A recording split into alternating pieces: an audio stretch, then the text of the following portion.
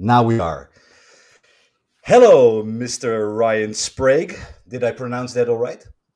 You did, man. Thank you, Max. Thanks for, I know when people don't know me because it's either Sprague or Sprague, Yeah. but you got it right, man. You got it right. So it's Prague with an S. That's it.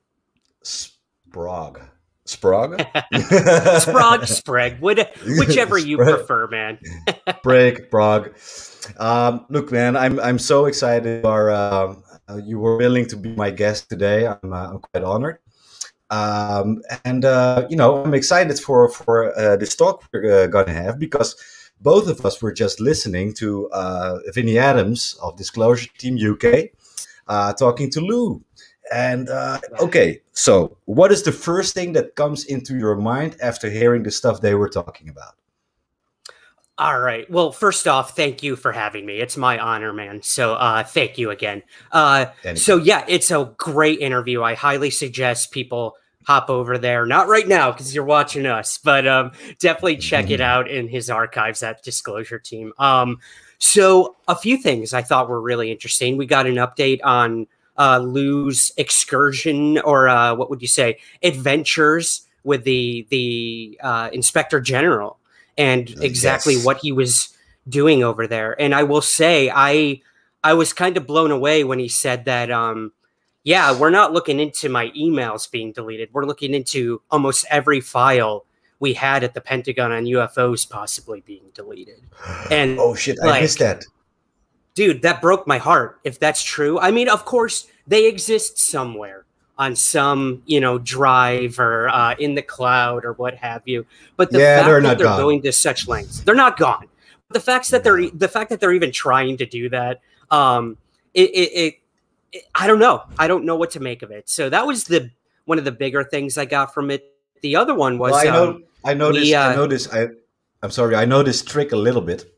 It's they're trying to delegitimize these files because they can now always deny it was ever part of the Pentagon's file, right? So now it's only Lou's file or it's only Christopher Mellon's file, whatever. So this is, I know what they're trying to pull here. Yes, it's plausible deniability. I think you're right. And also it's used to discredit people. We've seen this with, whether you consider Lou Elizondo a whistleblower or not. I don't think I would necessarily use that definition, but this is what they do when people come out with information, is whatever we can do to erase their career, erase their credibility. And that's a proven fact. That's not conspiracy theory. This has been done for many whistleblowers here in the United States and abroad for years, having nothing to do with UFOs. So, I think it's great. I also really enjoyed in the interview how he talked about there is a civil war, man, going on in the Pentagon right now. A lot of these people want disclosure for the public and a lot don't. And look, we are maybe minutes, hours, couple days away from this report coming out. So I'm sure tensions are high right now, and I'm interested to see what's going to come of it, man. I'm trying to hold my breath and stay composed, but inside I'm like a little kid ready to open those Christmas presents, no matter what the report says. Man, look, I've been wagging my tail for days now. So, but there's one fascinating thing Lou, as well as Senator Reid, former Senator Reid, expressed, and that was that this civil war that is going on right now between the people who want acknowledgement for the UAP phenomenon, possibly threat or whatever it is, and the people who foolhardily try to deny it is something that is unidentifiable for now, right? They expressed that the resistance they meet is actually very human-like, and it is a religious resistance. Meaning, Lou had this anecdote in my last interview with him where he had a conversation with a high-ranking officer, and he was actually asking for more funds, more means to investigate the UAP phenomenon. And, to find out what the hell this thing is. And the dude stopped him right there and said, "Stop it, Mr. Elizondo. You already know what it is." And then the dude, like with a straight face, said, "It's demons and angels." Yeah. I mean, I could definitely comment on that if you'd like me to. Look, I'm not disqualifying religion at all here, you know, right. But it could go hand in hand, of course, but to not investigate something that's unidentified, that penetrates our airspace, interferes with our weapons of mass destruction, our military, you need to find out what the hell that is. It's not goblins or leprechauns. Absolutely. Or what.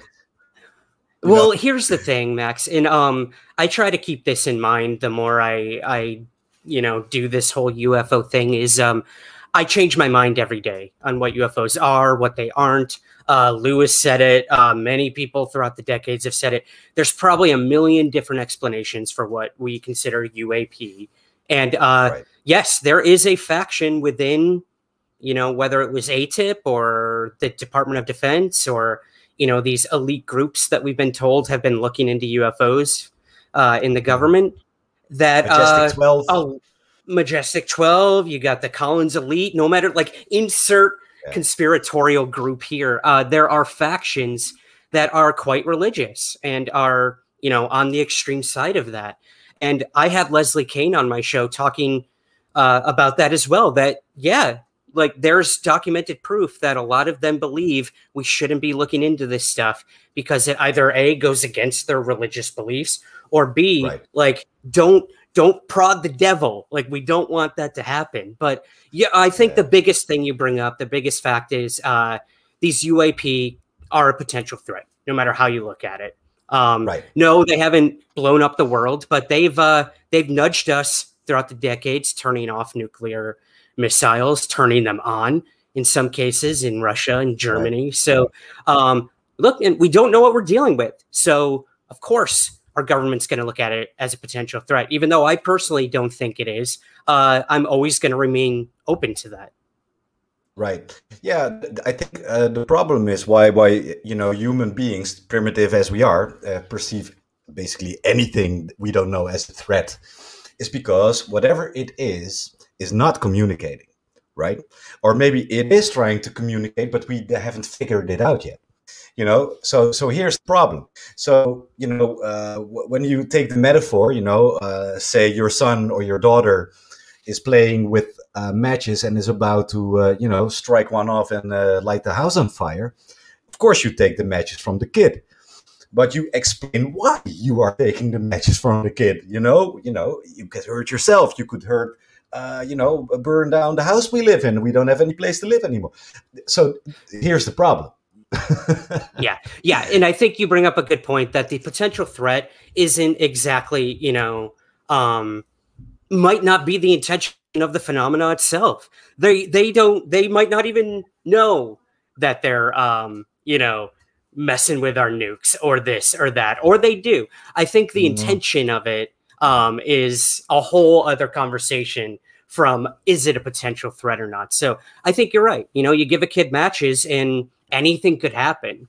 Or, you might, I had a friend tell me they owned a horse. They were an equestrian and, the horse is their best friend and they do the same routine every day and they love one another. But who's to say out of nowhere that horse won't kick them in the head one day, whether on purpose or on accident? Like, anything can happen, man, especially if we're not communicating with the phenomena. Right. That was General Parviz Jafari's biggest regret during the 1976 Tehran UFO incident when he was chasing a UFO in his fighter jet. His biggest regret was, I wish I could have communicated and said, who are you? What do you want? But I didn't. And I think that's a big thing is making contact. Yeah, and I think he fired a couple of rockets, right? He tried. His weapons malfunctioned, as these things often do, apparently. But shoot first, ask questions later is, I think, the intention a lot of the time with us humans when we're dealing with these things, Yeah, and you know, of course, you know, if you look at like the evolutionary timeline, we were pretty young. You know, if you take into account that Earth has been around for hundreds and hundreds of billions of years, say, you know, life was on Earth way before humankind, the dinosaurs or whatever. But you know, humankind as we know it is just 50,000 years old. You know, and Yeah. the last 100 years, we started flying through the air, driving cars. With a push on the button, we have information to everything. You know, this only happened in the last 100 years. So we are quite young on the on this We are evolutionary babies, line as man. a species. Yeah. Yeah. We still have the Absolutely. fur, you know. So I can imagine, you know, that these, if there are these superior, or let's say more advanced beings, you know, they could look at us as like wild animals still, you know, and you don't touch wild animals, they'll maul you. And that is exactly what humans do. Whenever they don't know anything, they feel threatened and they will maul you. Yeah. So they might Of course, man. It's human nature. I think you put it best. We will always be on the defense when it comes to things we don't know, because we fear the unknown. And what do you do when you're scared? You try to defend yourself. So yeah, I'm interested to see where this whole conversation goes after the report comes out, because I think we'll have a better understanding of not what we're dealing with, because I personally don't think the Pentagon knows what we're dealing with in some respects. But, you know, coming out on the other side of this being like, now what? Like, this is the disclosure people have been waiting for and looking for. And, you know, the majority don't think there's going to be anything to it.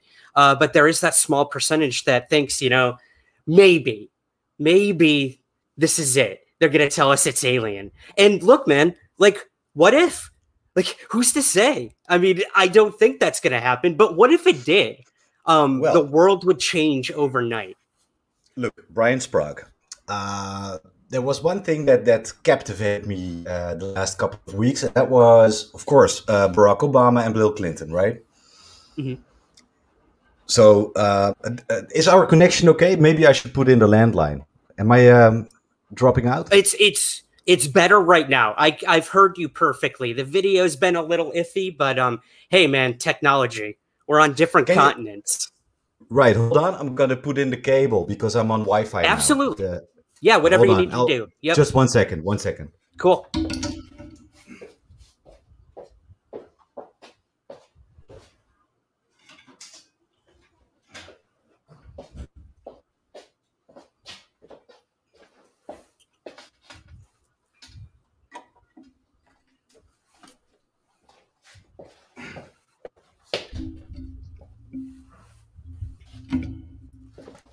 Hold on.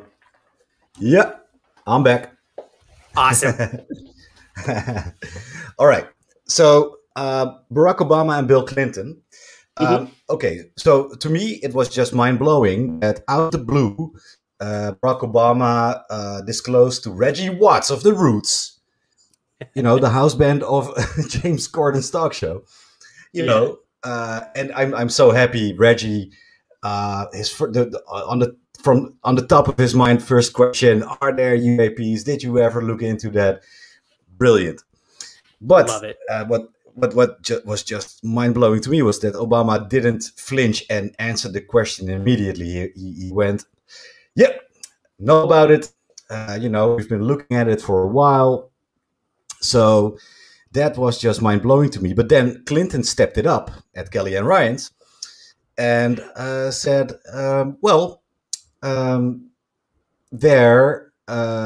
you know, he actually hinted on alien life. You know, there is definitely something intelligent outside of our universe. And that was when I went like, okay, so because Elizondo and Reed had been hinting towards that too in the last couple of weeks. I don't know if you've noticed that. So, you know, they are navigating towards that plausibility, actually.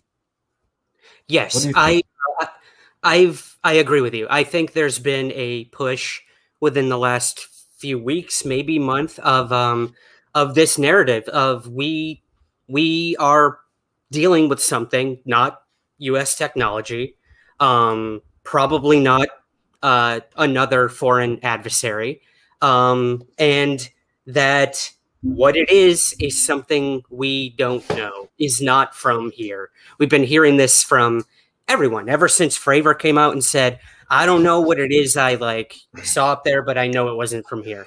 And then, like you said, I mean, Clinton's had a huge interest in this topic for many years now. I know he looked into the Roswell incident at one point. He wanted to see all the files on that. And they said, you don't have a need to know for that, Mr. President. And, you know, and his wife had a big interest in it as well. So, yeah, there seems to be this this running line of presidents and their interest in this topic, whether from the periphery or they've seen something. But I do find it interesting that Obama and Clinton said those remarks. And it does make me wonder, is this in preparation for something? Whether it's Mellon and Elizondo right now also saying, we're not saying it's little green men, but just think of the endless possibilities out there that aren't U.S. tech and that aren't misidentifications and aren't a foreign adversary. I mean, the possibilities are endless. So I don't think any of them are necessarily saying, yeah, we're dealing with aliens. We're probably dealing with something far more complex than just that. Yeah, definitely. And there's a lot of, there's a lot of philosophical thoughts on that, interdimensional, it doesn't even have to be unearthly, but we simply don't know. I see my buddy Vinny Adams joined us. Would you mind if I bring the guy in? He just talked to Lou. Oh, absolutely, man. Please. Okay. I want to commend him. Yeah. Okay. Hello. There he is. What's up, Vinny? How's it going, guys? I didn't mean to hijack your No, chat not here. at all, man. No, I wanted to sing your praises. Great job. We were both watching literally before we signed on here. Yeah. Thank you so much. That means a lot. Thank you. So what do you think? How do you think it went? I mean, I tried to get some tidbits of information out of the man. I didn't get maybe what a lot of people would have liked, but it's hard, dude. It is. Yep. It is hard. Max and I have been there. That man is like a solid wall. But look, I thought you got some really good stuff in there. We learned more about the think tank that's going on, which a lot of people were theorizing about. And you got him to talk about what actually he went to talk to the IG about, which has been, up for debate as well. So, no, great job. Great job. Thank you so much, man. Yeah, my man, Vinny, look, I know Vin was a little nervous. Yeah. Dude, I was too. I was like shaking. Yeah, I look at the little circles under his eyes. He didn't sleep too well. It's been a long couple of days, definitely. But Hey, look, man. Let me sing your praises. You did an amazing job. I really enjoyed that. Thank you. I saw Lou was feeling really at home at your in your podcast. He was very freely speaking about anything and everything. And of course, now I'm going to have to bust your balls a little bit about what you were discussing, because there was some new stuff about the RNA. What did you think? About what? Sorry, the RNA. Lizard. RNA. Yeah, lizard DNA.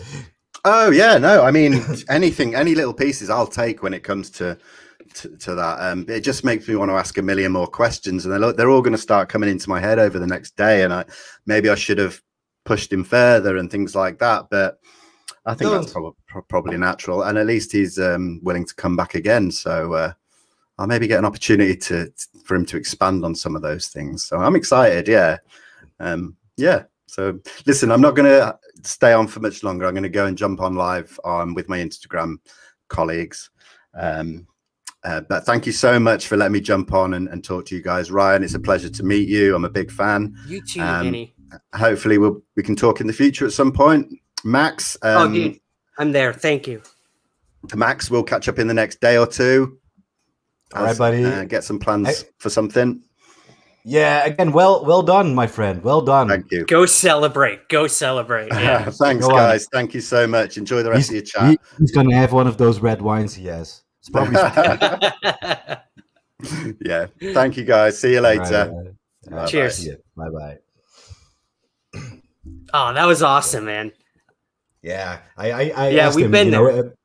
Yeah, I asked him if you finish up, I feel like jumping for a while, you know. Oh, and he's so polite about it, you know. He's like, "I'll let you guys chat." I'm like, "No, dude, I want to hear about what else he talked about because you know, you and I were getting ready for this. We missed some of it. I didn't hear anything about the RNA thing, so that's pretty interesting, dude. I'm telling you, this goes right back to what you were just asking me. Like Lou is coming out with some pretty out there theories lately. And I wonder if this is, you know, educated theory and that he knows a lot more than he can say, which is probably the case, or if he's just spitballing. Like, could be this, you know? The RNA is not a theory. This is they have collected samples from the ocean near LA. and you know, they are actually investigating because they can't prove it's earthly. You know, so what is this exactly? Would you mind explaining it to me? Sure. Because I asked Lou a question, I think it was in the first interview, if they ever collected DNA, right? And collect DNA from who? Well, you know, if there's a sighting and there is data, there's a location. So I can imagine if it's a USO, it might go underwater. So I would think they would take samples of that water and see if there's something in there, you know, that is... Oh, absolutely. Okay. Right. So this is actually a question he did not answer to me. He didn't wanted to go into that. So what happened right now, but he did actually explain to me that when I ask him if he tries to collect DNA, he says, no, we can't collect DNA, but can collect other biological material, and that's RNA. So if you take, for example, a lizard, like right, lizards, or how do you call the species, how do you call reptile? Reptilic creatures don't actually have DNA, but they have something else, and that is RNA. That's the equivalent of DNA, right? For that species. Right. So, what he just disclosed, they collected freaking RNA. That means that's biological material they cannot place on humans or on any species known to man. So this is big. Yeah. And again, like, for those who don't know, Elizondo has a background in microbiology and whatnot, which doesn't surprise me that would be an approach he would take when he was put in charge of this UAP program. Like, use the assets and the you know, the knowledge you have and implement that into the program you're working with. So while in one way it doesn't surprise me that they looked at stuff like that, it's also, like you said, explosive to think that they actually found things at these sites. So, man, oh God. Well, here's the thing, okay? And this is another thing in Vinny's interview that I want to stress to people that I think we should keep in mind is no matter what's in the UAP report, if it's the most mundane, boring thing ever, people have asked Lou, then what? What do we do from here? And he has said, he's expressed that there's a contingency plan. Like, I haven't played all my cards yet. Neither have my colleagues. Neither have the people I've been talking to. So while the report might be whatever, a nothing burger, as people have called it, he's ready. He's prepared for if that happens and moving the ball down the line. So yeah, I think that's interesting. Maybe we'll see some of that RNA information. Man, who knows? Unless it was deleted. Well, This is the thing. I was actually finishing up the last article I'm writing for the magazine I work for, because I have been covering the UAP subject for a national Dutch magazine. Right. It was a trilogy. This is going to be the last one because it's closest to the ultimatum, right? Right. And I was covering, what is going to be disclosed now. What is going to happen, and what is going to happen. When they are rolling around the street, fighting each other internally at the Pentagon, in the White House. So I think that actually, and this has been said by Lou as Reed, is that disclosure, you cannot expect that from the Pentagon or the government. The disclosure is going to come from you, my friend, Vinny, Yep. Christina Gomez, Luis Jimenez, Michael Maddalini, maybe myself a little bit. It's dudes and chicks like you and me who are pursuing the truth and are willing to stick their neck out for it, because, I guess no one else is doing it. Well, yeah, and you bring up the point that Lou has even said on many interviews, guess who is following you guys on Twitter?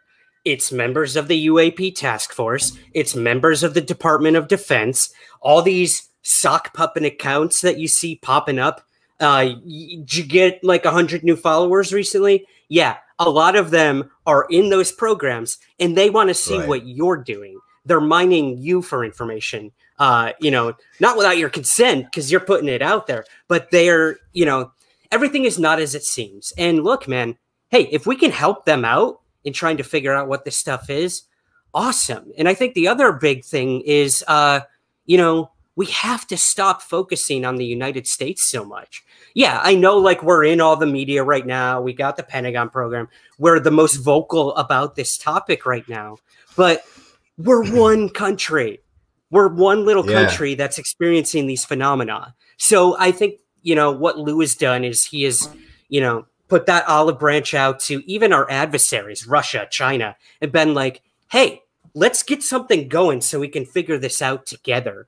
And even China is starting their own task force and says, these things, they're not ours. We swear. Now, whether we believe them or not is one thing. And whether we believe the United States or not, that it's not U.S. tech is another thing as well. But I think this global initiative is the future of ufology, not the Pentagon, not some White House grand disclosure, because it's never going to happen. It's not going to happen. I think that lies with the people, like Lewis said. And for every one military UFO encounter the Pentagon looked at, there's 3,000 civilian UFO witnesses out there waiting to tell their story and find answers. So, yeah, I'll stop there. I'll get off my soapbox. No, go on. You're like on your crate in Hyde Park, London, right? Yeah. Speaker's got the old corner. wooden crate. Yep. Yeah. Hear ye. Hear ye. I love that, brother. I love it. Mav, we are the disclosure fam. I agree with you, Mav. No. That's what we're supposed to do, dude. So you shout from the top of your lungs. I don't mind. But the other thing is, you were talking about, this is an international thing now, right? So, I try to talk with more of the European people who cover this, like Vinny. There's a lot of stuff from the UK, but also from Germany, France, Russia. I hear crazy stories from Italy. Oh, did you hear Lou's story about? Did you hear the Mussolini story Lou told me? No, I did not. I did not catch that. I still have to listen to both your interviews. I had it bookmarked at the when he was talking about the triangle UFOs. Right. So I got to go back and forward and listen to the whole thing. But yeah, please tell me about the Mussolini thing. Yeah. So we were talking about, was there anything before Roswell, right? Because Lou, he shared a document about Roswell, a new document. Very interesting. But we were talking about, okay, but what about before Roswell? And I was thinking about the LA incident, I think 1942.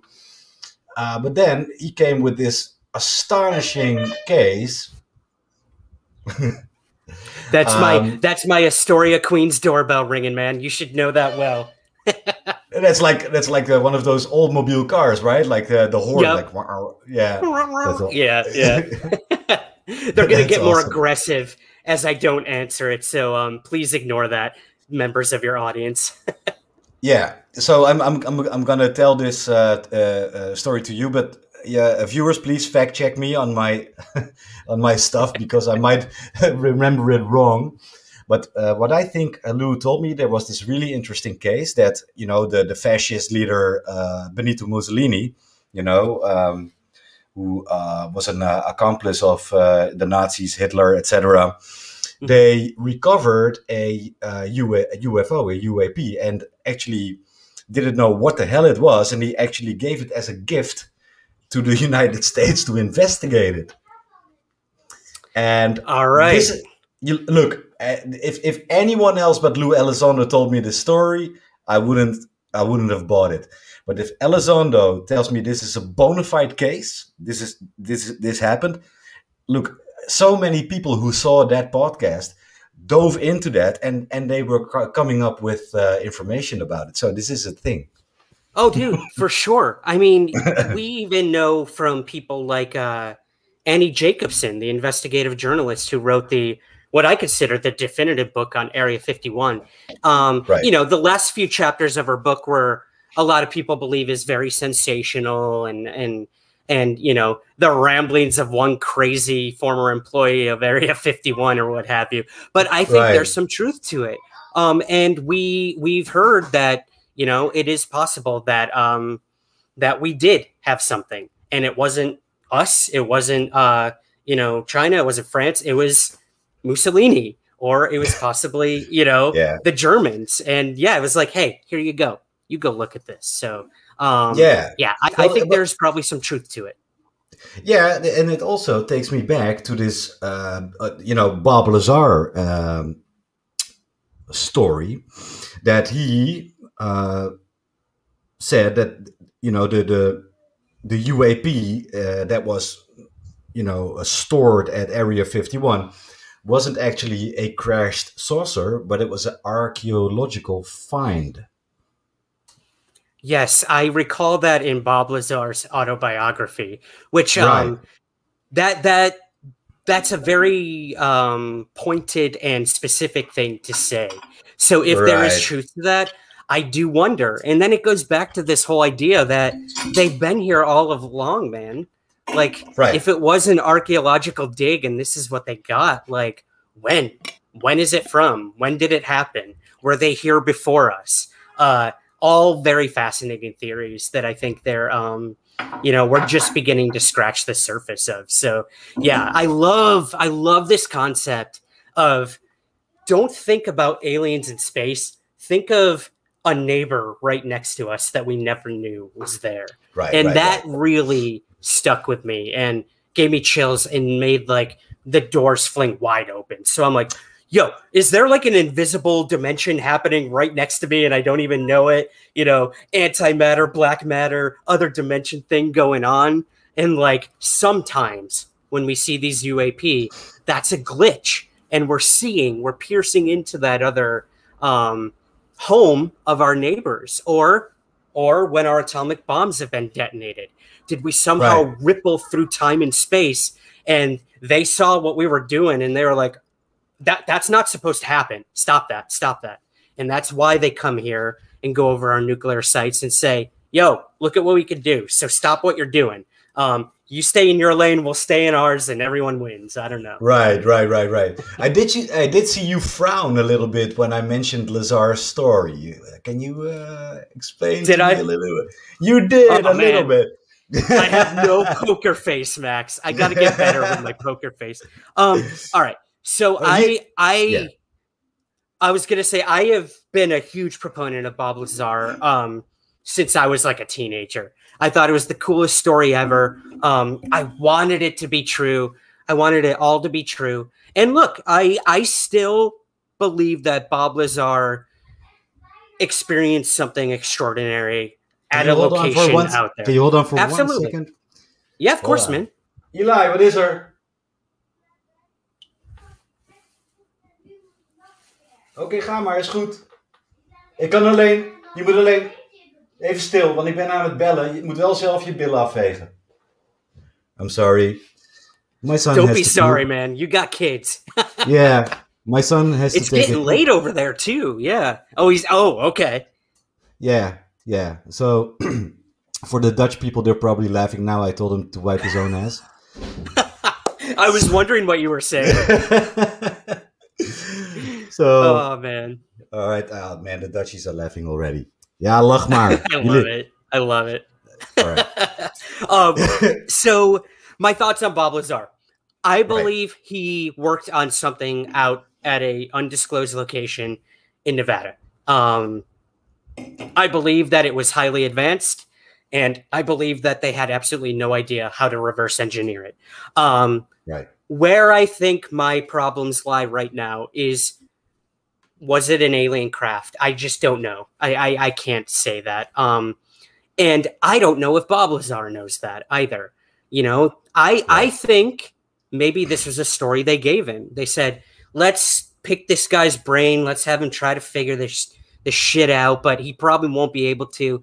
But let's also tell him it was alien. So if he does ever disclose anything about it, people are going to think he's crazy. And a lot of people did. But also a lot of people believed him. And maybe that's what they wanted all along.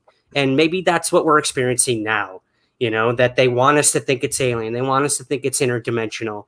When in reality, it could be something just so far up the black budget world that we can't tell up from down, left from right. I'm not saying that's the case. But, dude, like this UFO thing is so muddy. And it's so frustrating. Just when we think we know something, it changes. So I know I'm going to change my mind tomorrow about Bob Lazar. And but right now I'm about 50-50. The thing I have with Bob is like I have days I go same and like I think he's telling the truth, and then the other day I think no he's full of shit. Yeah. But well, look, and the guy, like he's not as credible as people make him out to be, and I'm sorry for anyone who disagrees with me, but I mean he's had a shady past. And we have to keep that in mind. And, you know, a lot of brothel, people, right? Yeah, he ran a brothel, which, you know, fine. Like, do your thing. But, like, the fact that also, you know, he has lied about some of his schooling and other things like that. Like, we have to, that has to stay. That has to remain in the, you know, the bucket of questions. And things like this FBI raid, the FBI raid. Right, Max? Yeah. They claim that it was because he had element 115 and somewhere out there. But, dude, that's not the case. John Greenwald proved that it was a completely separate incident.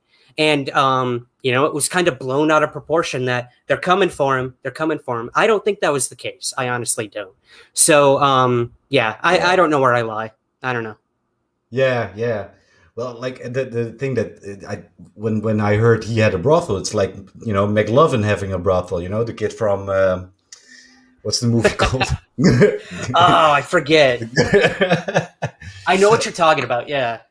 I don't know. Some teen story, but you know, yeah, I'm like that guy had a brothel. What the hell? But, you know, he doesn't look like a guy having a brothel, but yeah.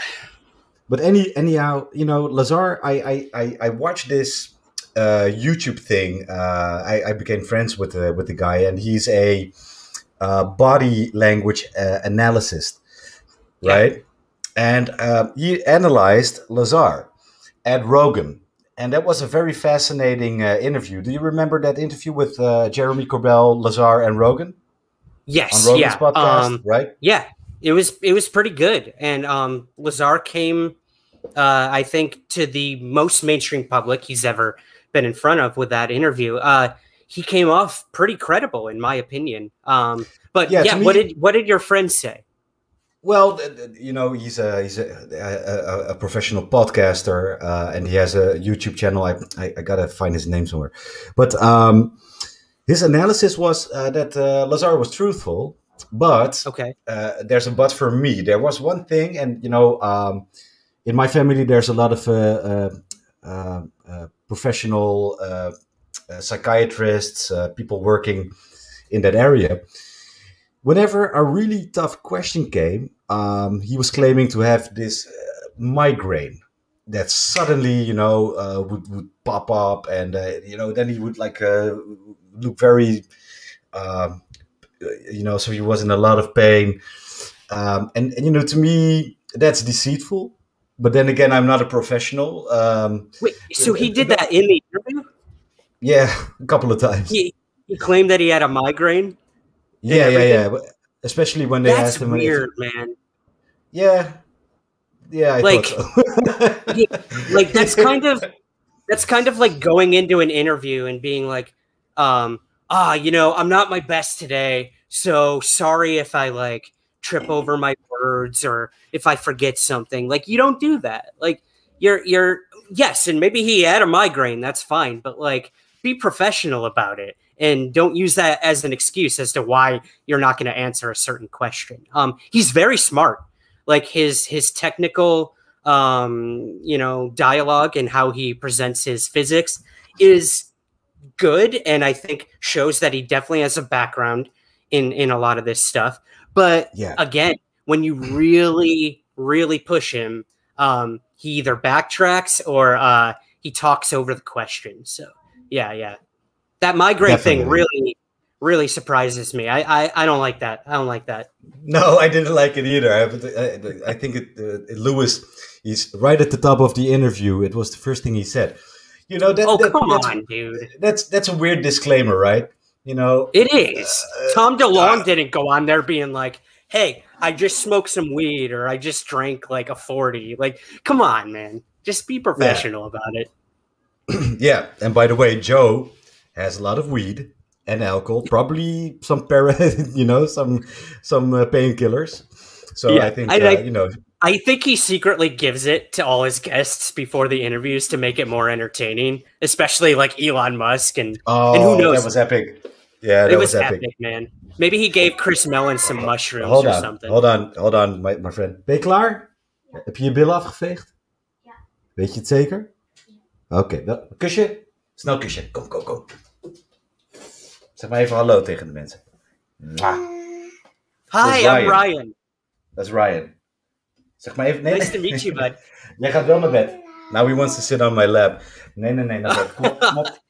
Ga nou, kom. Join us. I want his thoughts on Bob Lazar. Dude, you're such a good dad. You're an awesome dad. Happy belated Father's Day, by the way. Thank you, man. But he took like a 20-minute shit or something. I thought he was in bed. I thought he was in bed the whole time. What'd you give him for dinner? But it's fine. It's fine. He's a great kid. Good. So, yeah, on current events. So there are so many different opinions on what this you know, this report is gonna be like, that's gonna come out, right? But there are little snippets now you know, coming out. For example, that there was is there something mind-blowing is going to be disclosed or something. What do you think about that? Because before, people were very reserved. They were very skeptical about what was coming. Does the IG have something to do with this? You know, that there's like a paradigm shift in this report thing. I don't know what the hell is going on, but I'm so curious. None of us do. And I think, again, that's where this whole like infighting is happening within the Pentagon. And look, it's the IG's job to like make sure whatever this task force is doing what they should be doing. They're doing what Congress asked of them. So I read that as well, what you read about there might be some explosive stuff. So hold on to your butts, at least in the classified nature of this, in that the New York Times is actually in possession of the classified report, and they might leak some of this stuff. I don't know how that works legally or anything, but you talk to Leslie. You talk to Leslie. You know stuff. Let's go, Ryan. I was texting her last night after I had read about the New York Times possibly having the classified report. Of course I do. Like, I probably shouldn't do that. She's probably sick of me. But I got no response yet. But look, when we first investigated UFOs in the United States, you know, back with Project Sign, Project Grudge, Project Blue Book, eventually we got congressional hearings about UFOs. So this has happened before, where Congress stepped in and demanded things of the intelligence agencies and the military. We had the Robertson panel, and we also had the Condon report. And all this anticipation built on what is the government going to tell us about these flying saucers and these UFOs. And then, boom, it was the biggest deflating, like, mundane explanations ever. They aren't alien. They are not a national security threat, and we're no longer going to investigate them. So we are seeing almost an identical narrative happening right now with the Pentagon. You know, yeah, they did say, like, could be alien, like, we're not ruling it out or anything. But I honestly feel, Max, that they're playing from the Robertson panel and the Project Blue Book playbook. They're saying the same exact things. It's not the United States. We know that for a fact. We don't think it's a foreign adversary. So it's not a threat. Don't worry. Move on with your lives. I think that's what we're seeing now as well within the Pentagon. What I don't see happening is what Lou Elizondo is saying. I think he is holding these people to the fire, and he is challenging them. And he's saying, hey, I know this, I know this, I know this, I know this. You know, once my security clearance is up, I might reveal some of it to the public. I might not. Yeah. So I see a lot of mirroring happening in the United States with that we're probably not going to get any explanations to a lot of these UAP things, because I don't think they frankly know what's going on. But I think Lou is really challenging them, and I really respect that. I respect that. Yeah, Lou has some leverage. He does.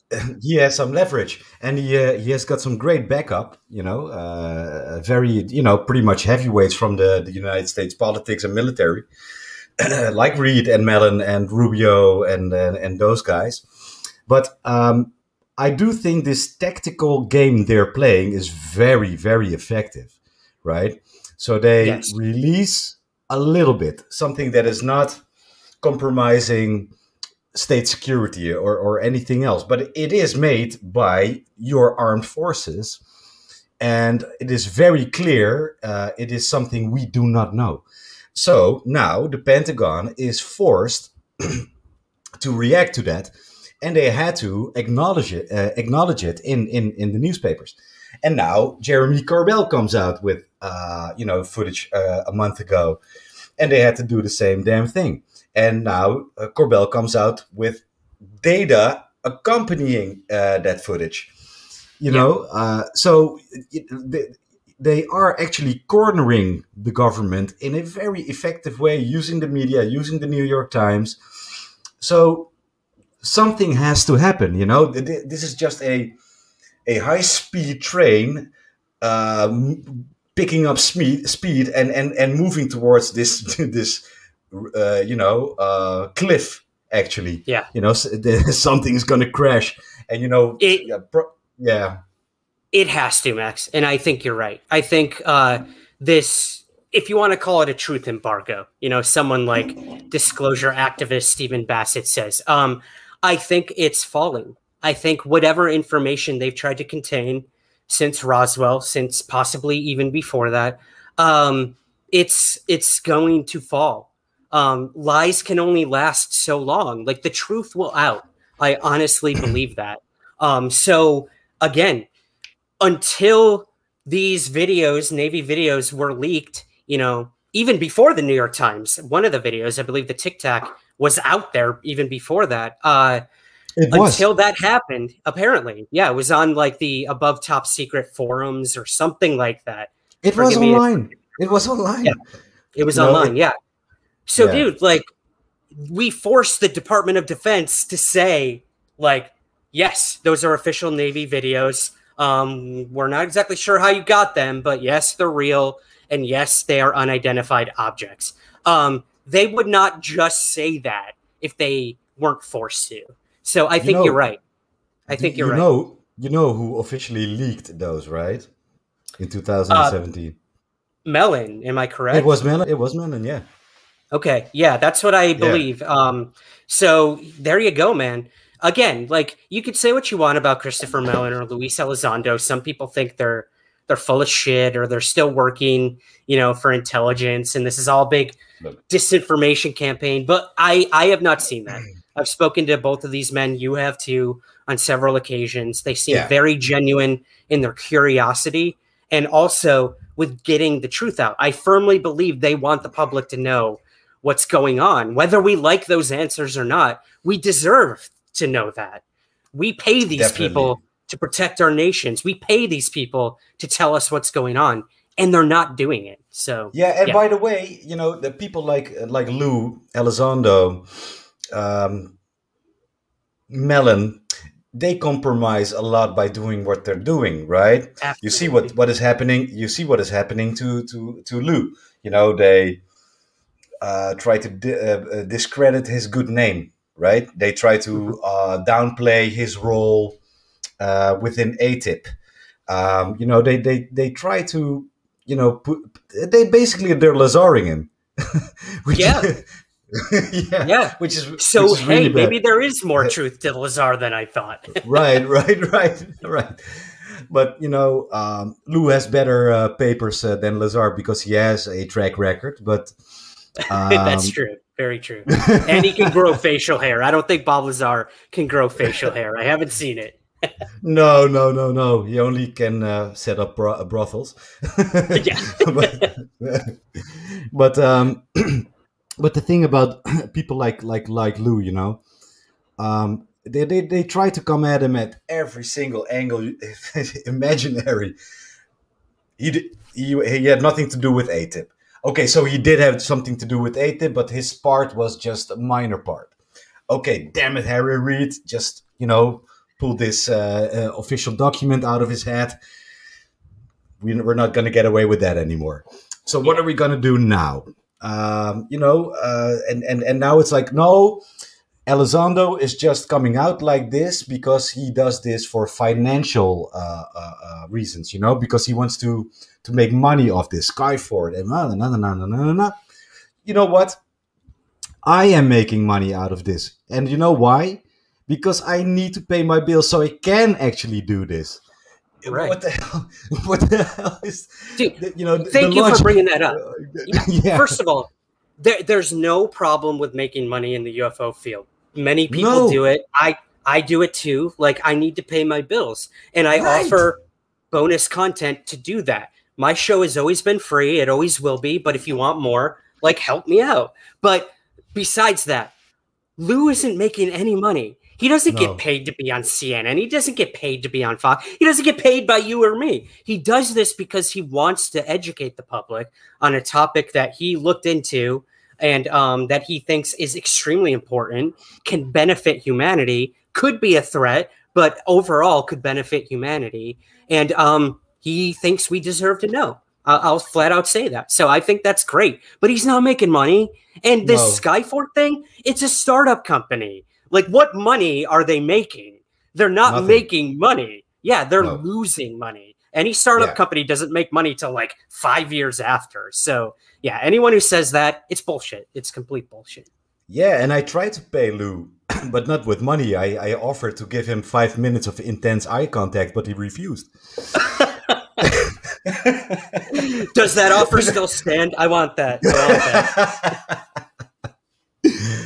But it's true. It's true. You know, people like you and me, we try to cover this. You know, I make a little bit of money because of the articles I produce. But like my podcast or something, you know, the only way I make money is because now, a couple of weeks ago, I got more than 1,000 subscribers. Now it's 2,000. It's growing. That's awesome. That's awesome. So feel free to donate in the super chat, people. Yes, please.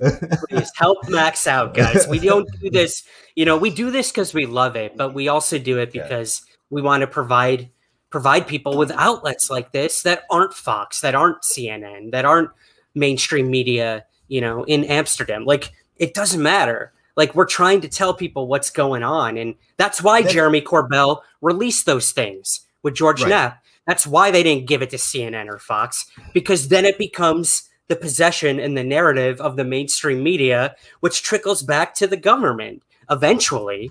So I think it's awesome what Jeremy has done, that he's dropped these things on his own. They tried to go to CNN. They tried to go to Fox and be like, hey, look at what we have. Do you want it? And they're like, no, we're good. Thanks. And then what happens after Jeremy and George drop all this stuff? Then they pick it up. Then NBC wants to interview them. So it's a crazy game, man, when it comes to how we get this information out. And I highly respect anyone willing to do it like yourself. So, yeah. Yeah. So like Lou, no, not like Lou. Lou is compromising a lot. But journalists like you, me, Corbell, Luis Jimenez, Christina Gomez, Vinnie Adams, Sean Rash, Undead Gaucho, you know, you name it. You know, we don't make we don't really make a dime. So, you know, any followers, you know, you should donate to all of those people because, you know, we can. Mav, thank you, dear. That's so sweet. That's so awesome. Sweet. That's awesome. Thank you, of course, Mav, I'm more than happy to ask your question. What do you guys think about the Lou contractor thing? I think I'm a little biased as a fangirl. Also a fangirl for you two. Thank you. Thank you. That's so sweet. You're a sweetheart. You're a sweetheart. And by the way, thank you. You're always here. I really enjoy your comments. And, well, thank you for donating. You make this possible now. Thank you. Nice. All right. Yeah, I guess let's talk about that. What is the Lou contractor thing? I'm not quite sure what she means by that. Well, he was a special agent. You know, he served in Afghanistan. He served in, I think, Iraq. South America. South America. And, you know, a lot of former military men, you know, they get hired by the military, you know, as a contractor. Under contract. Got it. Right. So I think that's what you mean. Yeah. And I have another FPMR. Thank you, sir. Thank you. I love that image. That man in the moon. That's awesome.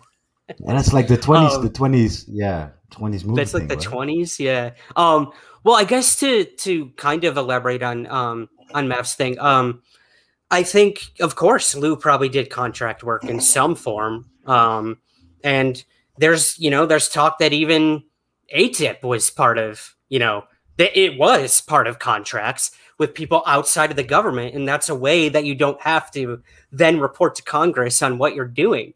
So, yeah, of course, let's give this UAP program to Bob Bigelow because he doesn't work for the government. Therefore, he doesn't have to hand over everything to Congress, but we'll get what we can from him to figure out what these UAPs are. So, yeah, I think it's Bigelow. Really interesting when it comes to contracts. Right. Yeah, Bigelow, that's an interesting topic. What do you think about that guy? I think he's cool. Like any billionaire who's going to put their money into looking into UFOs, Skinwalker Ranch, consciousness, God knows what he's going to do after that. Maybe he'll revive the dinosaurs or something like Jurassic Park. But I think he's an interesting guy. But again, yeah. I think he's interesting, man. I think he's been steeped in this stuff for a very long time. He's almost like a mythical creature at this point. No matter where you turn with the paranormal, there's Bob Bigelow, and he seems to have his finger on the pulse of it. But hey, he's been part of some shady stuff too. So we can't forget that. He worked with Bob Lazar. He bought files from MUFON the Mutual UFO Network without the consent of the individuals who reported these things to MUFON. Right. Any FAA reports on UFOs got funneled directly to Bob Bigelow, so they never got investigated outside of that. So, I mean, again, I don't know. I don't know what to make of the guy. But hey, if he's going to keep funding UAP stuff, good for him. And I know he has his personal reasons for being interested. But if he's willing to share any of that information, awesome. I know. I know. I think his main purpose isn't even UAPs. It's life after death or consciousness he's actually pursuing. You know, and this is my problem with him. Because he's not very focused on one thing. And to me, he's focused on the paranormal. But UFOs are not paranormal to me. They're the new normal, right? And it's a new normal you have to investigate because we don't know everything about it yet. So if you are pursuing ghosts and demons and, you know, whatever happens to your spirit when you die...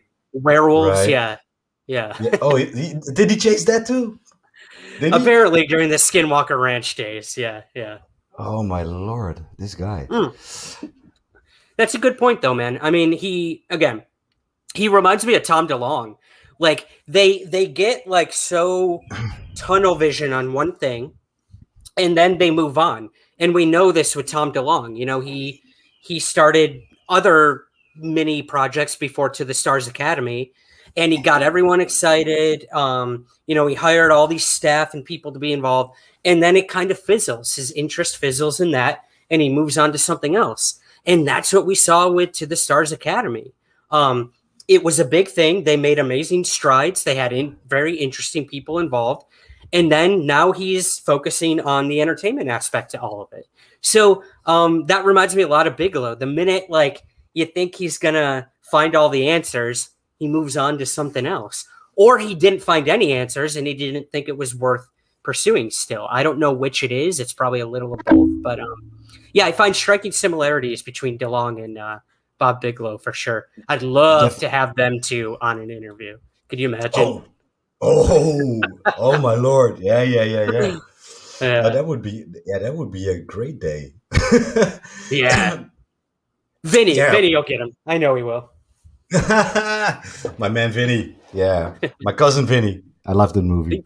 Nice. Good reference. So I want to know a little bit more about you. I know about you, but for the European viewers, can you tell me a little bit about your writing, your television work, and whatever you are covering about this subject in the United States? Because I know my European viewers would love to know more about Ryan Sprague. Oh, sure, man. Well, thank you. I appreciate that. Yeah. I am a playwright, actually, in New York City by day. That's what I do. And I'm a ufologist by night. So, you know, whenever I kind of try to keep my worlds separate, but they seem to keep merging. I've written plays about UFOs and everything, but I digress. I won't talk about plays. I've been writing about... dude. Look. You don't know this about me, but I'm a filmmaker and I'm a screenplay writer. You did mention that, yeah. Yeah. So, look, dude, you know, you, me. Same wavelengths, I know. Yeah. And you lived where I lived, which is crazy. We'll have to talk about that sometime. Yeah. But, so yeah, I've been writing about UFOs since I was... actually, the first thing I ever wrote about UFOs was an interview with a Vietnam veteran who had a Foo Fighter-esque UFO event. I saw a short doc today. Somebody posted on Twitter about there are a lot of interactions with the U.S. Army and UAPs during the Vietnam War. Sorry, I interrupted you. Continue. No. I'm glad you brought that up because I've actually interviewed other Army people about that. I mean, I remember one guy saying his whole like platoon had been massacred in front of him. Right. And he escaped into the jungle. And how did he get out safe? He said that this thing appeared in the sky and guided him to safety back to, you know, where he could find other troops. So again, whether he thought that was a miraculous thing or a UFO or whatever, a paranormal experience, it saved his life, presumably. Now, the guy I interviewed, he had a sighting over the Pacific Ocean, and he had never told anybody about it except me. And I talked to him for like 3 hours. I wrote down his UFO sighting report, and I didn't know what to do with it because I was 13. I didn't know about MUFON. I had no idea what I was doing. So I actually handed in this witness testimony to my English teacher in my middle school, you know, when I was really young.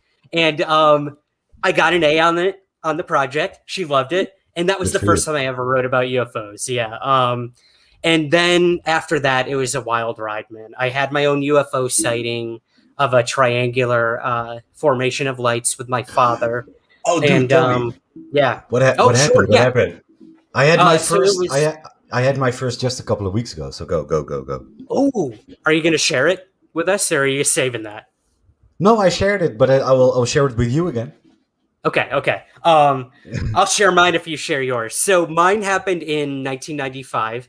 I was in central New York, and I was with my father, and we were fishing at a motel. There was a dock on this motel, and I was fishing, and it was turning dark, and I saw a reflection in the water of these 3 white lights, and I look up, man, and it was just a perfect triangle of 3 white lights and that weird red hazy thing in the middle that people have reported. And I didn't know if it was a craft. Like, I didn't see a machine or like structure to it, but it was a perfect triangle. And I yelled for my dad to come outside, and he came down to the dock and he watched this thing with me.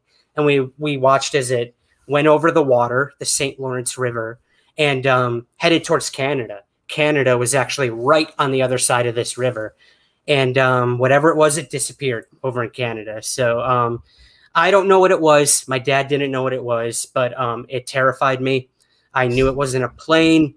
I knew it wasn't, it wasn't anything I knew conventionally, I guess. And that's when I became obsessed, man, with UFOs. I started taking out books at the library, and yeah, the rest is history. Here's a good question. Someone wants to know if this triangle was silent. Perfectly silent. Right. Again, I don't know if it was an actual craft, but whatever it was, it made no noise. All I could hear was the water hitting the dock, and that was it, man. And that's what really scared me. Like, even if it was like a blimp or something, you think I would hear something, but nothing. My dad didn't hear anything either. That was one of the first things, we commented on, and we're like, this is not a plane. It's not a helicopter. So yeah, it was perfectly silent, as Scott points out and asks. So yeah. And is your dad a believer now, or? To an extent. It's so funny you mentioned that. I had him recall this event for the very first time in a live stream I did like last week. And he believes there is life elsewhere out there. I don't think he's quite ready to say that what we saw that night was aliens or anything like that. But hey, he has come around. He is up to date on everything going on with the Pentagon and Elizondo and Project Blue Book. Like, he's really embraced this topic, and I think he truly respects the work I've done, knowing that we saw something, we couldn't explain it, and thousands of people all over the world can't explain it either. So I'll make a believer out of him. I will. Nice. No, I'll tell you my story real quick. Yeah, please.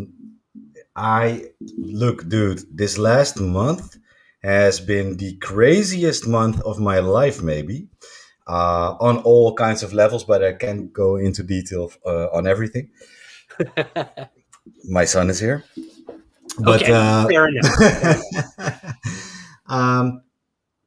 But yeah, about a month ago, I think, I was standing on my balcony. I live right in the city of Amsterdam. It's like New York.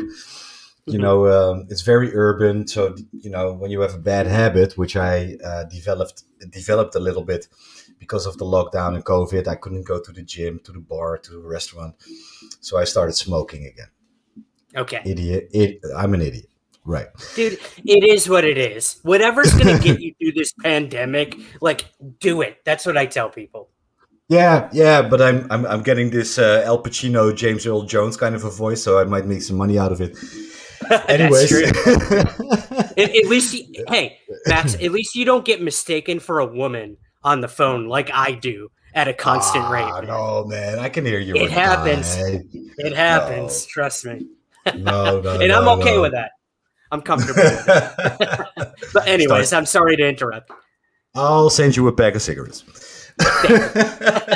Ooh, I would like some cigarettes from Amsterdam. That's bragging rights right there. Okay. We smoke the French stuff. It's really bad. It's very heavy. Anyways. Okay. But I was standing on my balcony and never seen anything before in my life, ever. I'm 42 fucking years old, man. Never saw anything. Nothing? Nothing. And I'm standing on my balcony and I'm looking at, I thought it was the pole star, right? The bright one. Right. Yeah. But then, it was a very clear night. I see some movement and I see these 3 dots, like in a triangle motion, go like this, like. Ooh. Like they that. Literally were taking place of one another. Yeah, as they were like kind of switching, they also went like individually like this, right? So they vibrated a little bit. It was weird. Yeah, or maybe they were just how do you call it? Yeah, like a flashlight. I don't know, man. It was weird. It's hard to describe it, but then I looked around me and I see more motion. So like this was a very they were in a very clear formation, right? They wouldn't leave formation, right. But there were like other ones like around them, and they were like moving around a little bit, but not like a plane or a helicopter. There wasn't any noise. They were just like just moving. Yeah. And then, yeah, sorry. Yeah. Of course, being a UFO guy, I want to ask you a million questions, but no, please finish. Tell me what happened next. All right. So I started banging on the balcony window because I wanted my wife to wake up so she could see that too. But she was like, "Fuck you! It's 3 a.m. You're drunk and you think you see UFOs. So fuck you, Max." So I just ran inside, got my phone, but it's a shitty iPhone camera. So I tried to capture it. But then one of the dots in the triangle formation lit up really bright and dove down, and that I caught, and it's very clear, and you can hear my reaction. I go like a delayed reaction, like whoa, like that. What else do you say? Yeah, wow, man. Yeah. So, how did this all end? Did after that happened, did the experience continue, or was that sort of it? No, I keep seeing the shit. It's crazy. Oh, okay. I think it was a week later I saw something, and then another. I don't know why. Now, look, I'm not going nuts. I caught it on camera, right? So it's crazy. And I was thinking about it, why is this happening now? Is it because I am covering this as a journalist? Why am I seeing this now? I was like, what the fuck is going on? One thing, when you cover this, you tend to look up you start to really look up into the sky, right? So it might be, I had this theory, this Native American theory, right? There's this historical, anecdotal, oral story that Native Americans couldn't see the Spanish ships in front of their shores because their minds couldn't comprehend something they'd never seen before. It was when the Spanish actually walked onto the shore, they realized what was going on, and then they could see the ships. But then again, there were other Native Americans who could see the ships, and they were like, look at that, look at that. And they were like, what? I can't see it. So to me, yeah, I think it might be something like that. That's really interesting, man. I think when it comes to the perception that a witness has with a UFO event, that intrigues me most. There seems to be something within the cognitive makeup of how we experience these things. And Jacques Vallée has talked about this for decades, that it has the ability, these phenomena, to control our perception, our emotions, everything. And I think that's fascinating. I'll bring up one small case that I came across with a mother and a daughter in Michigan here in the United States, where the mother witnessed a triangular UFO over her home, and she called for her daughter to come outside to see this with her. Like, you know, I want another witness, just like you tried to do with your wife. She was successful in getting her daughter to come outside. And so they're both looking up at this triangle, man. And the mother recalled being like, it felt euphoric, like it was an amazing experience. The UFO was dark black, it was silent, and just she remembered it being incredible. And then she says, she literally comments to her daughter, "Oh, it's so beautiful, it's so silent, this is just incredible." And she looks over and her daughter is on the ground covering her ears and saying how unbearably loud the craft was above them. So what is happening? Like, the mom's not hearing anything, the daughter is. And look, you know, we could argue kids, they're more in tune with different frequencies, maybe, or something like that. It's possible. But also the daughter said the triangle was white. It was blinding bright, and it was white. The mother said it was pitch black. So what is going on there? And that's where I think a lot of this truly lays in the power of the observer having the experience and what lens they look at it from. So, you know, this mother thought it was like kind of a religious experience, that like whatever that thing was in the sky, she was meant to see it, and it was because of her faith. Where the daughter was like, nah, not at all. It was a threat. I thought it was an alien. Thought it was going to abduct me. So like, it's beautiful that we can have such different opinions on this presumably, you know, singular event. Well, do you remember, or have you ever read about the Oracle of Fatima in Portugal? Yes. Yep. And again, yeah, another case where, you know, it could be argued that it was a sighting of, you know, the Virgin Mary or what have you, or it was aliens. And people like Jacques Vallée have said, like, the way they describe these things that they saw, that it could have been very early UFOs. So I don't know. What do you think? What do you think? Oh, dude, look,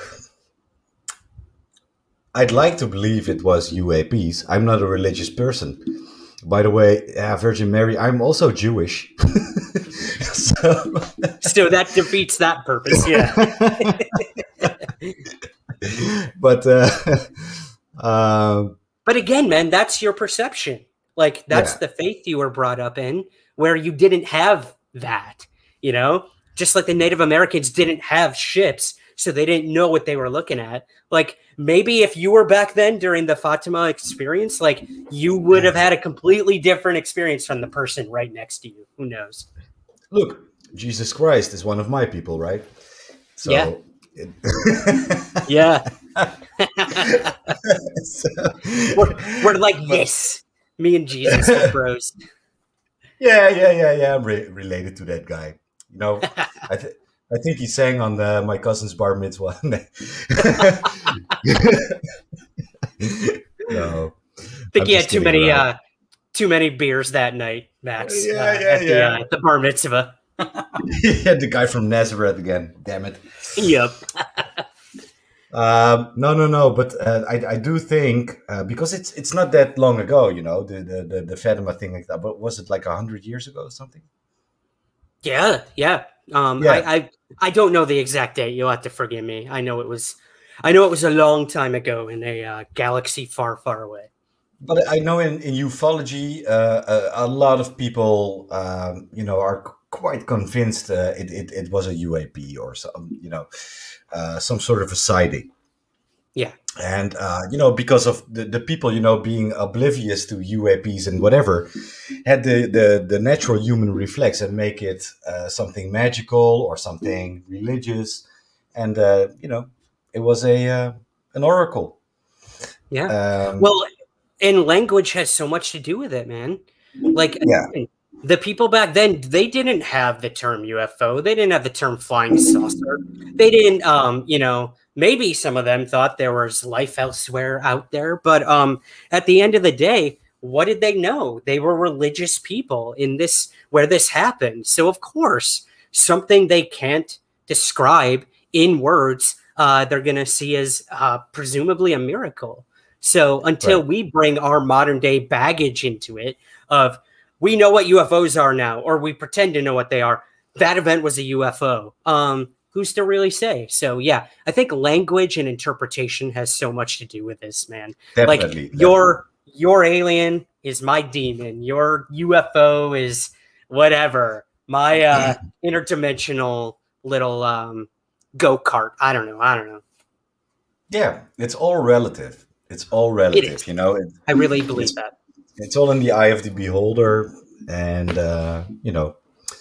but there's some things we can figure out collectively, and this is what people like Elizondo try to do, and exactly what we are talking about right now is the resistance he's meeting at this point, right?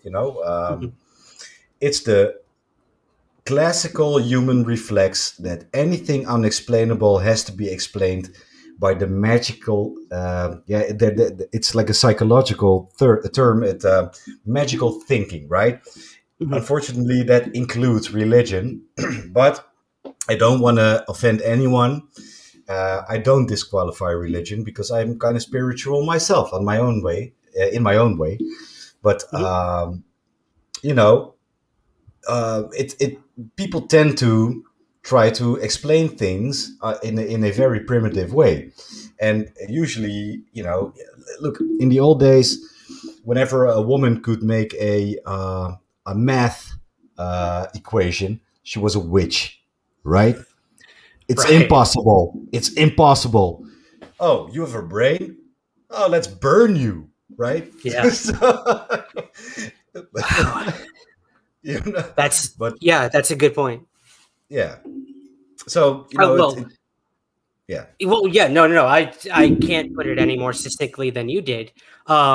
When our scientists look at this topic of UAP, they automatically shun the believers who think it could be something interdimensional or alien because they're the scientists. They would know, and they are going by the strict limitations of the scientific method, which is extremely important and, grows and evolves. But I think that's the problem that the Pentagon is having and that many of the scientific community are having, is that it doesn't fit into that box of what we know and what we've deemed science or deemed mathematics.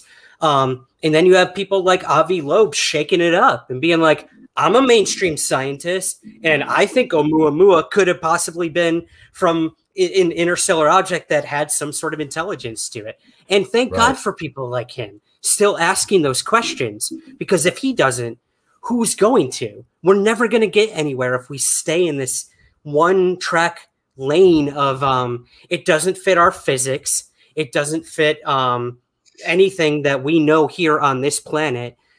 So yeah, it's got to be explainable by some conventional term. No, well, that's ridiculous. Yeah, sure. And I think it comes down to, and I think you touched down on it a little earlier.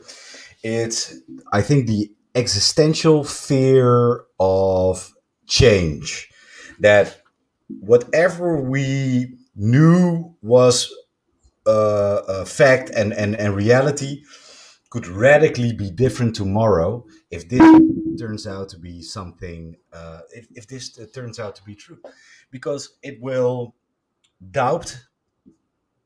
make you doubt your whatever you knew before, your religion, your life, your place in the universe, our place in the universe. There's going to be so much more. And I don't know if you have ever talked to friends or family about this topic, but whenever I address this and I say this is, a possibility, they feel threatened by, not by aliens or whatever. No, they feel threatened by change, which is interesting. Absolutely. That's it right there, man. I think, I can't elaborate on that. It's change. People fear change. And that's just the way it is. And if we don't change, we're never going to get anywhere. So we have to stop looking at UFOs as, oh, we need the craft. We need to figure out everything about the craft right now. No, there's a million questions you can ask before that. But science isn't really willing to do that, at least mainstream scientists. But there are so many scientists out there that want to help the Pentagon, that want to help, sort of the mainstream scientific community understand these phenomena. You look at something like the SCU, the Scientific Coalition for UAP Studies. You've got over 50 people in academics and every scientific field you can think of telling Congress, telling the Senate Intelligence Committee, we're here and we want to help you. Like, we might know what the Tic Tac is, but you clearly have no idea. So that's a problem. If we're out here figuring shit out and you're not doing it in the Pentagon, that's a problem. So let us help you. So I think I commend any scientist who's willing to look at this topic in any way, shape, or form. Yeah. But at least in the Netherlands, the scientists here, they are very dismissive about this topic. They don't want anything to do with it. They just hide behind this. Would I describe this? They tend to have the truth in hand, right? They're the scientists, so there's nothing they can't explain. That is their attitude in the Netherlands. These UAPs, we don't know. It's debris. It's a balloon. It's a space fart. Whatever. They. Yeah. Hey man, we have that here in the United States as well. You look at Neil deGrasse Tyson. Like, the dude is brilliant. Don't get me wrong. But when someone asks him, and annoying, and that's what I wanted to touch on. The arrogance of someone who can say, the Tic Tac, no, it's not possible. Like the physics, this, like, no, that's just, they misidentified it, or they mistook it for something else. He looks like an idiot when he says things like that because he didn't look at any of the data. He didn't look at any of the evidence. He doesn't take into consideration the witness testimony. So I think he's doing himself a disservice by going on like national television and saying, I would know. So here's what I say. And I got this from a buddy of ours, the Zignal on Twitter. Have Neil deGrasse Tyson briefed on these things so that he can try to help them understand what's going on instead of coming on television and looking like an idiot, not even knowing what he's talking about. So many of these skeptics and scientists do that. They do that. That's an ambulance. I apologize. Again, welcome to New York. But yeah, that's my final thought on that. You know, yeah. No. What I found fascinating, especially, I'm a big Rogan fan, guilty. That's fine. To each his own. Yeah, but he's a regular guest on Rogan, right? Rogan loves talking to him. But I think it was not the last interview, but the one before that. Whenever Rogan tried to address this, he keeps interrupting you, and in a very paternalistic way. Like, shut up, kid. You don't know what you're talking about. Let me mansplain this shit to you. So wait, who is doing the interrupting? Rogan or Tyson? No, Tyson. Look, Tyson. Okay. Rogan asks questions. He's very curious, but he also wants to elaborate, and he just gets cut off. You should check it out. There's like a montage on YouTube. And you see Rogan get like really pissed off. I can imagine. Well, and Rogan is. I will say this: he's a really good interviewer. He knows. He's sharply focused on what he wants from the conversation, and he'll get it any way he can. And some people think it might be aggressive or disrespectful to his guests when he's like, there are people who think that. I think it's good that he challenges people. When you have Bob Lazar come on, when you have Tyson come on, like, he's not just willing to take their word for something. He's going to ask tough questions, and I do respect that about him. Rogan is not aggressive. He looks like an aggressive man. Yeah, I would have said, yeah. No, but he's not aggressive. He's curious, and he asks hard questions. But then again, he's also man enough to, admit it when he is wrong, or when he, for example, had a perception about something, and you as the guest are changing that now. That is why I really admire him, because I think that he doesn't have any problem showing his vulnerability. But then again, if you are full of shit, you're gonna get it. Yeah, as you should. As you should. I completely respect that. Yeah. Well, yeah. I mean, just going back to Tyson, like, I think it's ridiculous that all these scientists are coming out right now just because they want to be heard on this UFO thing, even though they dismissed it for so long. Now they want to get in the conversation and tell us all that we're idiots for thinking it could be aliens or it could be interdimensional, because they don't know. They don't have the answer. So clearly it's not those things you think it is. I think it's extremely irresponsible for a lot of these people, these scientists, to do that. And to, like you said, science explain to us that we're wrong. Because look, if we don't have philosophers aside, next to these scientists, we're never going to get anywhere. We have to continue changing as time goes on, and these phenomena show themselves more, in my personal opinion. Yeah, what made me very happy was the head of NASA is coming on media and actually telling, okay, you know what, this is a thing. We're gonna get into this. We're gonna get to the bottom. And I'm like, oh, thank you, finally. NASA. I know.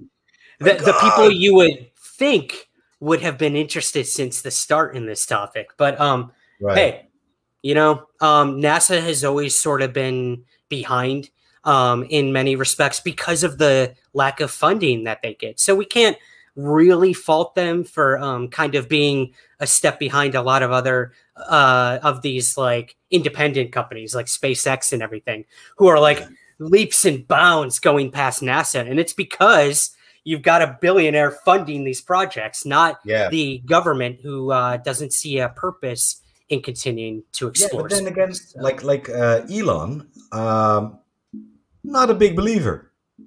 No. But again, I think this is somebody who needs to be briefed on these things. The dude is sending stuff up into space. God, it seems like every other day now. And he's also hoping to be like the first to get men on Mars. So you should probably let this guy know what he might be dealing with in the outer atmosphere and possibly out in interstellar space, if they know anything. So I think Tyson, I think Elon Musk, they all need to be let in on what the truth is behind UAP. Finney's back. Hey, man. Thanks, you got to stop paying me. Stop funding his habits. You got to stop paying me because, I love you more than a friend, Vincent. But, it's getting obvious. Not that. Just joking. Just joking. Just joking. No, you're gonna get some shit for that one, man. Wait for UFO Twitter. They're gonna be like, "Yo, Max and Ryan are gay bashing again." No, not the truth. No, not the truth. No. No. The thing about Elon is, I have a hard time feeling Look, these are the people who are looking at the skies the whole time. They're focused on getting into space. How would you not have ever seen anything? You know, what is it? What is it that makes him disqualify this so much? You know, even go on. Yeah. You know, go public with that. So many astronauts have come forward and said that they saw things they couldn't explain out there. Right. And whether it's, you know, a space anomaly that like they mistook for something else, it's very possible. But there's Gordon Cooper, God, all their names are escaping me right now. But these are people in the United States who have claimed very exciting things about things they've seen out there. Cosmonauts as well in Russia have come forward and said, there's totally stuff out there. In fact, a lot of people think that when America first got to the moon, that someone had been there before us. And there's a reason that we haven't gone back since. So, you know, put your tinfoil hat on and look at that one. But yeah, man, I think Elon Musk knows more than he's saying. Right. I honestly think that. Right. That is the thing I hear more people say. Yeah. But yeah. I would like to interview him. I would like to interview him. Me too, man. Got to get him on some of that grass though, so he really spills the secrets, because we know that's why he doesn't talk about it now, is because they were pissed at him for being high on Rogan. So I don't know. Oh man, look, everybody in the Netherlands became a fan of Elon just because of that. They were like, who is that guy? He's smoking a joint on Rogan. I don't care. Oh, he's a really famous scientist. Of course, man. Especially Amsterdam. I would hope so. Yeah. Yeah. Hey, you should come here though. Have you ever been? No, I have not. I gotta get over there, man. I've only been to Europe-wise, I've only been to England, so I got a ways to go. I gotta put some more pins in my map. So let's do it. You can swim from England to Holland. It's a small distance. Perfect. I'm in, brother. I'm in. I'm gonna be in Scotland and England in October. So maybe we can make it happen. Seriously. Look, me and my buddy Vinny. There he is, right there in frame. There he is. We are planning on some stuff, and look, he's touching down on it right now because Euro trip, baby. Look, Ryan, me and Vincent, we want to do a trip through Europe and go to a couple of important places. So, Vinny wants to come to Holland. We go to the Soesterberg airport. Do you know the Soesterberg case? I am not familiar. No. Oh my God! You don't know the biggest Dutch case? I don't, man. I'm sorry. It's actually top 3 in the world because there were so many witnesses. God damn it! I'm gonna look now. I look like Neil deGrasse Tyson. I look like an idiot. Oh my God, dude. Okay, all right. You're sitting down, right? Okay. I'm ready. I'm ready. Let's do this. We're gonna do this right now. People look at his face when I'm gonna tell this story. Let me get. Okay, I'm composed. Right.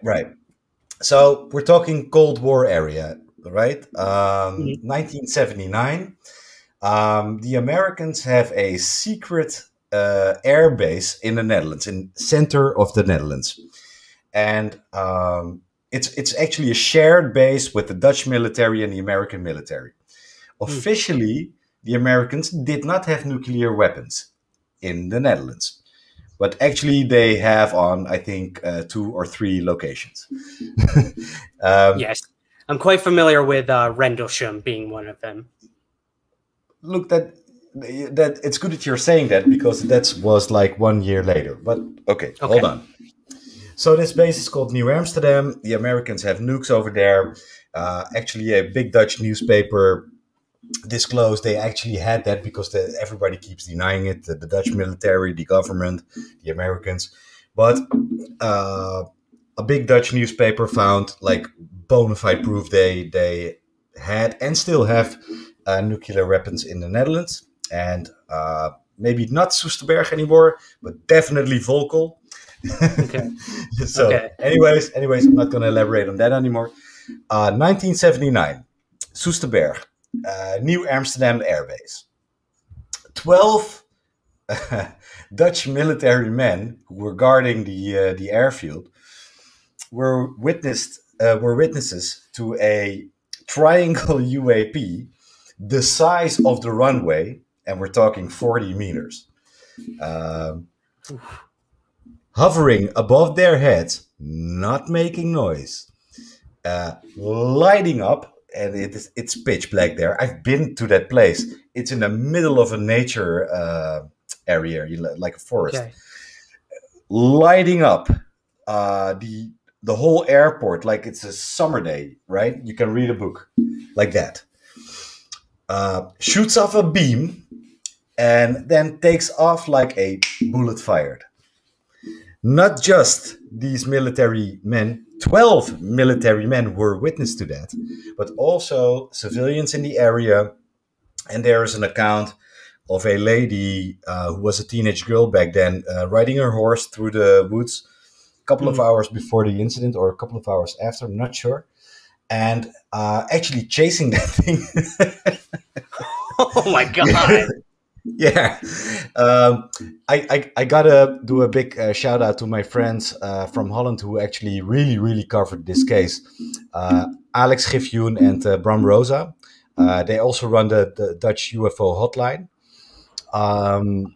And I'm gonna send you a translated article about this case. And you know what's really cool about this case, Ryan? It's it's documented because a month later, a radio crew, a radio broadcaster went to the airport, and they made it. Back in those days, they would still make radio documentaries, and they interviewed a lot of these guys, and they gave their eyewitness accounts. So that is documented. Yeah.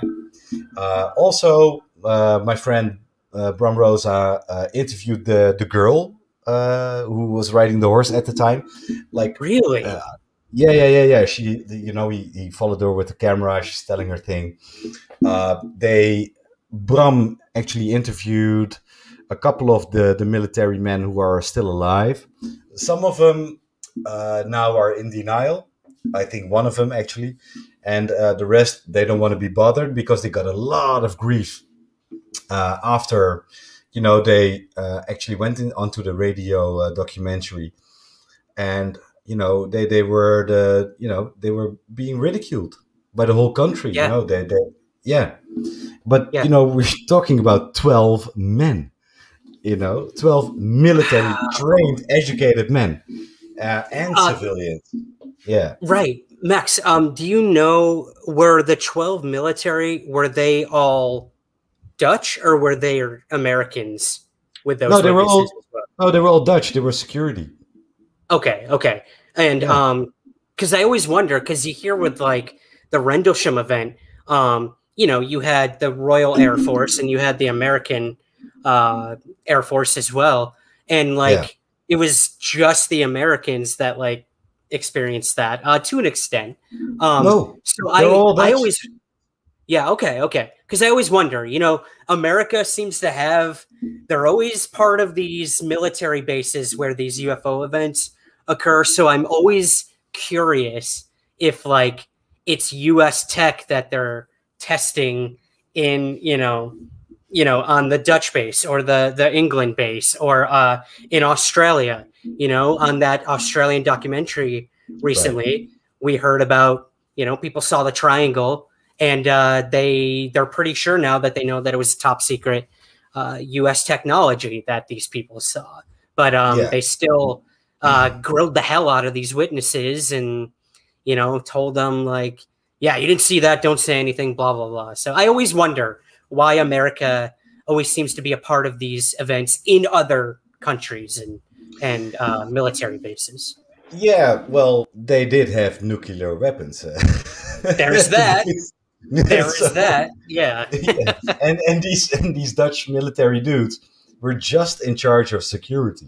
There were no Americans right then and there. And also, did they affect the weapons at all? The nuclear weapons? Yeah. Well, look. There's nothing that has ever been.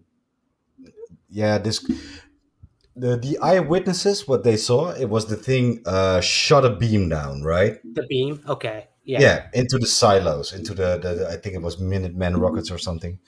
No, that was the Malmstrom. I don't know what kind of rockets they were, but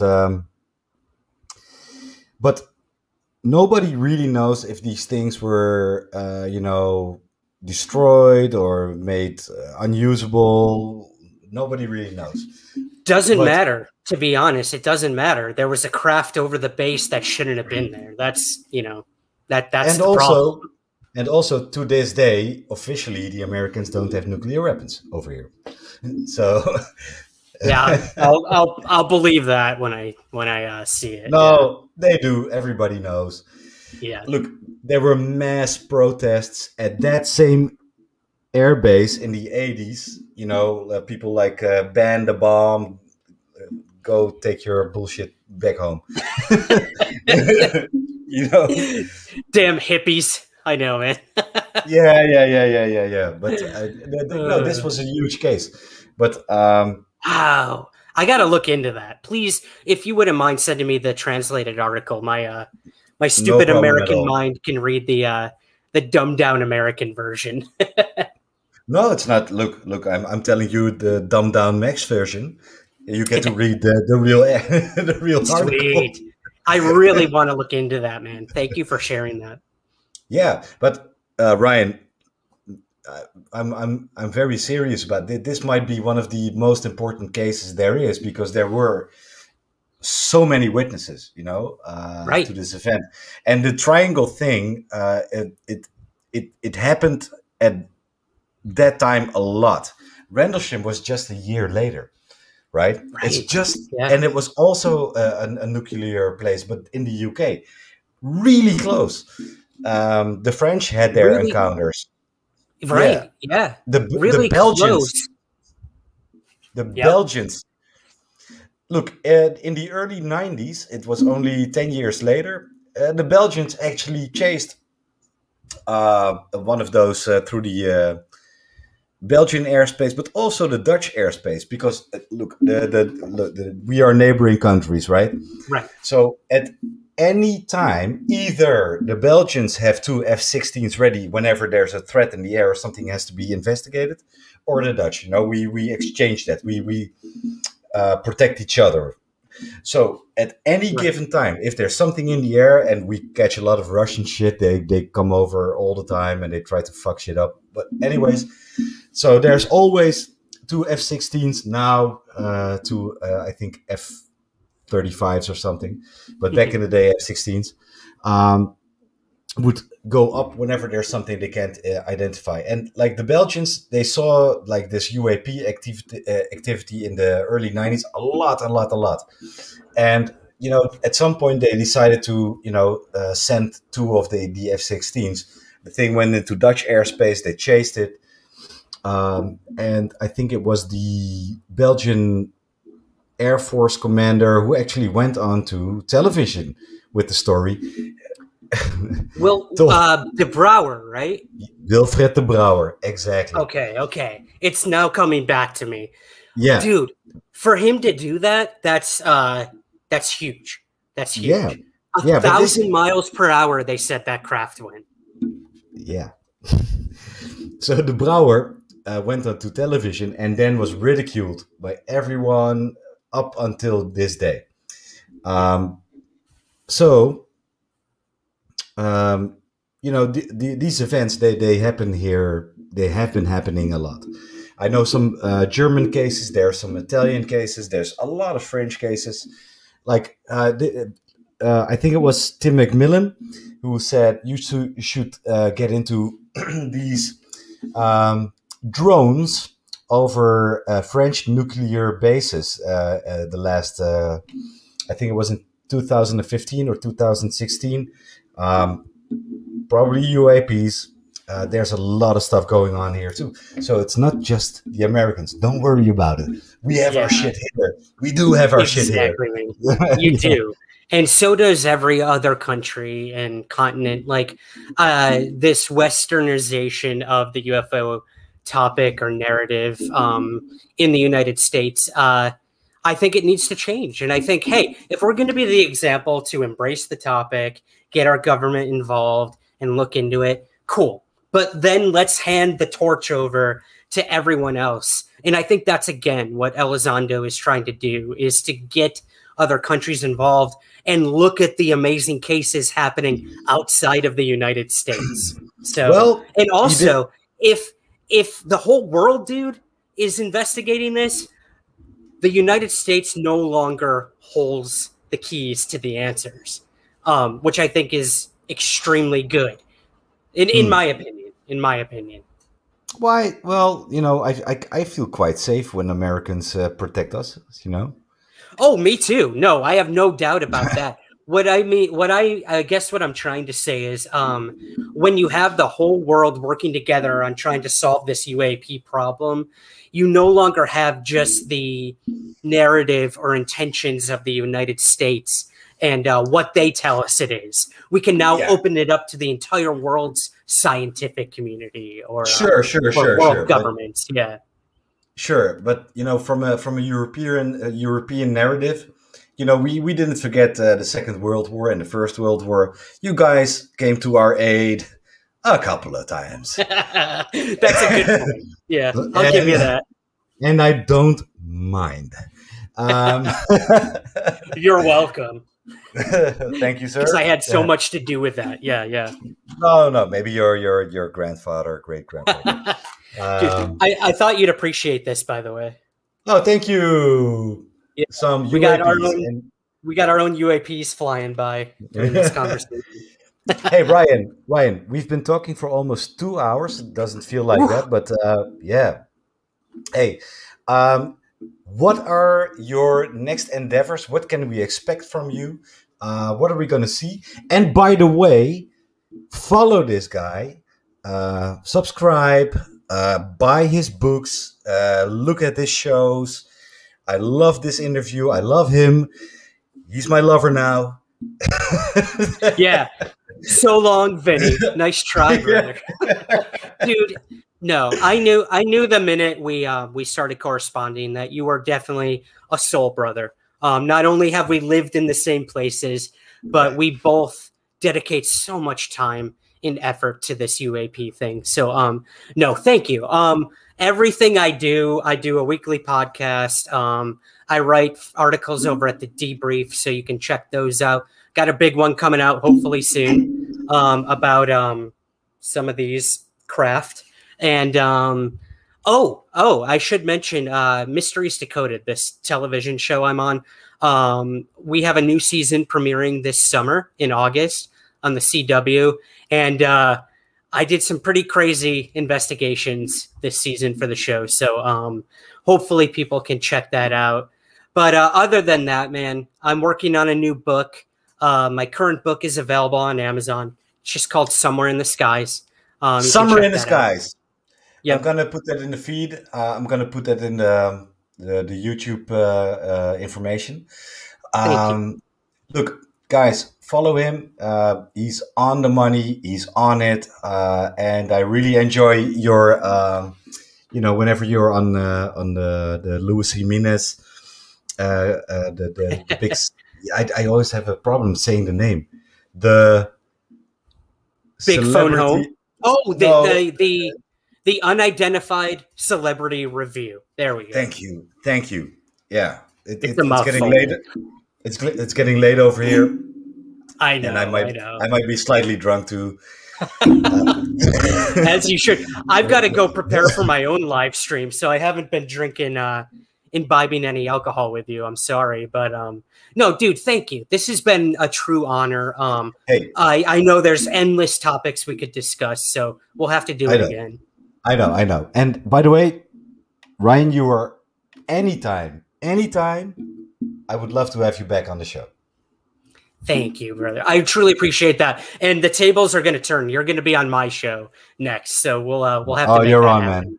You're on. Awesome. You're on. All right. Thank you. Okay, guys. Thank you for watching. Thank you for responding. Thank you for donating. Subscribe to Ryan's channel and subscribe to my channel. So, hey, Ryan. I see you later, man. Later, Ciao. man. Thank you so much. Bye-bye. Ciao. And yeah.